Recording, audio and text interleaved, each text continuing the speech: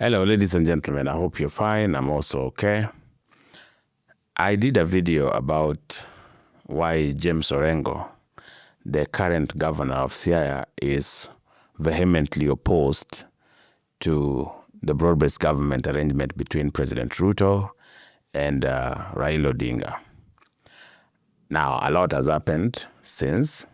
James Orengo has doubled down on why he doesn't support the broad-based government. Raila has also even issued a statement urging for calm within ODM as they try to figure out what's best for the party. One of you asked if Orengo has what it takes to actually overthrow Raila from Luo Nyanza politics. And that is what I'm going to try to answer briefly in this video. If that is something you're interested in, stay tuned. And if you're watching for the first time, take a moment, subscribe to this channel so that you don't miss subsequent videos. Ladies and gentlemen, James Orengo and Raila Odinga are not strangers when it comes to conflict. Initially, before Orengo finally decided to be a sycophant, Orengo was one of the most ardent critics of Raila Odinga. You remember even in 2002, when Raila Odinga had said the Luo nation was supporting Mwai Kibaki, James Orengo decided to vie. Orengo and Nyong'o were very antagonistic towards Raila Odinga, and they believed, if I'm to quote some of their famous statements, that Raila Odinga was not qualified to lead the Luo nation, and of course, they also doubted his credentials as a fighter for democracy. So, for that time that Orengo and Nyong'o stood against Raila, they ended up being irrelevant politically. The question is it possible now, considering Raila's age and considering what the political climate is in the country, for Orengo to revive his anti-Raila goals and views and then succeed?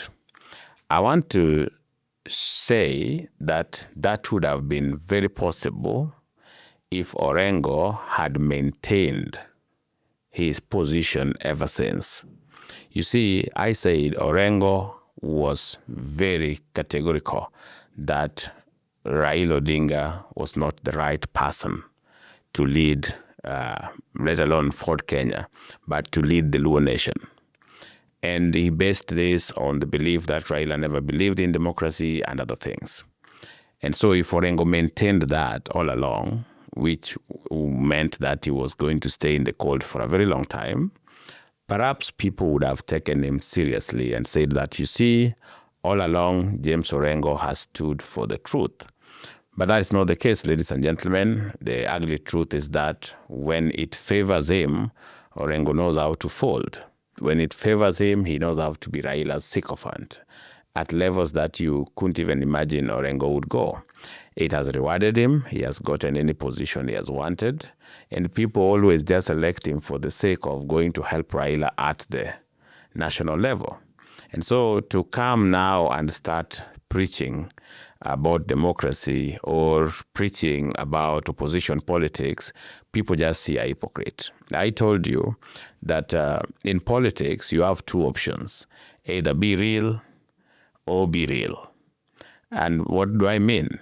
If you are real, like you don't like hypocrisy, you don't like dictatorship, just stay in that lane. It will cost you, but maybe it will reward you one day. So you would remain real. But if you know that deep down what matters to you is success and getting the benefits that come with political allegiances, then also just be real. Don't pretend to be somebody else. James Orengo, for some reason, believes that he can have his cake and eat it, and that is not possible in politics. If you are a champion of democracy, someone who will never go into bed with someone who has even killed Luos, then there is no way James Orengo would have supported Uhuru Kenyatta. In fact, let me just shock you. James Orengo would have not worked with Mwai Kibaki, because then a lot of people from Luo Nyanza lost their lives trying to fight for democracy, because the belief was that Raila Odinga had won the election. And so people who were on the street demanding that such wishes be respected. And James Orengo still served in Kibaki's government as a minister. He didn't object to that. If it was somebody who would never work with someone who was ordered or has participated in suppressing demonstrations or suppressing divergent views or led to the death of young people who were demonstrating, Orengo would have never worked with one Mwai Kibaki. But he comfortably worked. Like I said, when it favors him, James Orengo has no problem folding. Even his famous statement in Senate, when he was saying that the government always eats their own, he was giving these statements, then later voting to get rid of Kindiki Kithure without any reason. He just said that this is what politics is. So when it comes to politics of opportunism, when it comes to being an opportunistic politician, James Orengo has shown that he has what it takes to be that. And so that is why nobody will take him seriously when now he preaches democracy. That is why whatever it is that he's doing back in Luo Nyanza is not gaining the traction it's supposed to gain amongst the people, because people knew Orengo as a crusader of good governance, but one who went in bed with Raila Odinga to enjoy the comfort that comes with being a sycophant. And they cannot now all of a sudden wake up and decide now to criticize Raila Odinga. It's the same thing like that happens with the likes of Rigathi Gachagua, the likes of Turi, the likes of Linturi. All the claims they are making now, they are making when they are outside government, when it is not favoring them. But when they were benefiting and it was favoring them, everything that the government was doing was okay. And so nobody, of course, apart from those who want to take them, apart from those who are eagerly waiting for anything anti-Ruto, any other person doesn't take them seriously, because the question is, if it was this bad, why didn't you talk? Why do you wait until you are out is when you start criticizing? You're just being seen as bitter. And that is the same thing I want to say is happening with James Orengo. It's not as if James Orengo cannot just keep quiet and get re-elected in Siaya.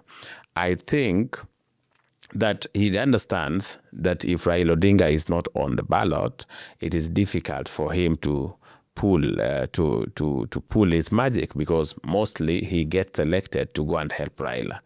And now if Raila will not be on the ballot, there will be no serious reason. Orengo understands that, as I told you in the previous video, which I have also linked in the description. So ladies and gentlemen, that is what I wanted to tell you, that James Orengo does not have what it takes to overthrow Raila from Luo Nyanza. He would have if he had maintained being who he was.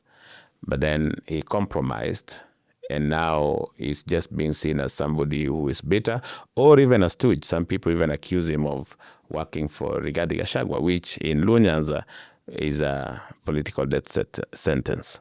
Let me know what you think about this subject. Do you think Orengo has what it takes to convince Luos to disagree with Raila's broad-based government plan? Let me know in the comment section. Otherwise, if you found value in this video, don't forget to like it and share it with friends. And in case you missed the video about why Orengo is anti-broad-based government, I have linked it here.